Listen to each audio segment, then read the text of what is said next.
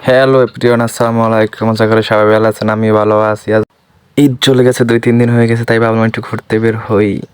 আজকে ঘুরতে বের হইলাম, তাই অনেক বেশি একটু মন খারাপ করতেছিল, তাই ভাবলাম একটু ঘুরতে বেরাই। তো হঠাৎ করে আমি ঘুরতে বের হলাম আমতলির উদ্দেশ্যে, যে চলে গেলাম গাড়িতে উঠা যাচ্ছি হবে আমতলিতে বলোকে। তবে কেউ সাথে নিয়ে না, আমি একাই ঘুরতে যাচ্ছি। মন খারাপের ওষুধই হলো ঘুরতে বের হওয়া, তাই একটু ঘুরতে বের হইলাম, ঝটপট করে মেলা করে ঘুরতে বের হইলাম গাড়িতে উঠা। চলে আসলাম আমতলির উদ্দেশ্যে। দেখেন একটু পোজ পাস নিতে আসি, একা একা বসে আছি, কেউ নাই সিটে, তাই জন্য পোজ নিতে আসি।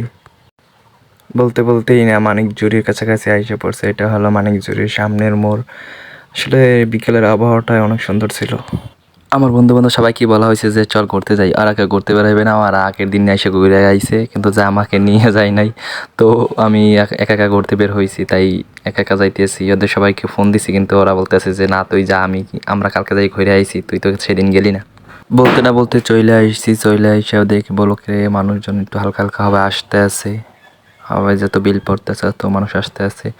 সূর্যটা হালকা একটু লাল হয়েছে, আবহাওয়াটা অনেক সুন্দর, বাতাস। কিন্তু আমি একা একা দাঁড়াই আছি, এই অনেক মানুষ পিক তুলতে আছে, কিন্তু পিক তোলার মতো কেউ নাই, আমি একা আইছি। তার জন্য একটু পোজ পাস নিলাম, একটু পোজ নিতে আসি যে ওয়েদারটা অনেক সুন্দর, তাই একজনের ফোনটা দিয়ে একটু পোজ নিতে আসি। যত বেশি মন খারাপ করবে দেখবেন, ঘুরতে বের হবেন, দেখবেন যে সব সময় মন ভালো হয়ে যাবে। তাই ঘুরতে বের হইলাম হঠাৎ করে।